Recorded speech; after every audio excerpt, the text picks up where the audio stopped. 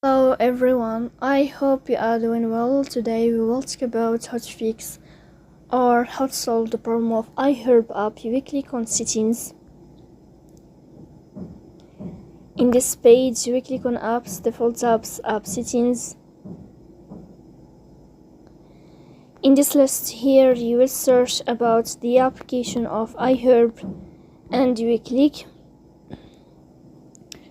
Here in this page of app info you will click on first stop and you will click OK. Then you will enter to the window of storage. Here you will click on clear cache. In the end you will turn off your phone and you will wait a moment to restart your phone again to fix that problem.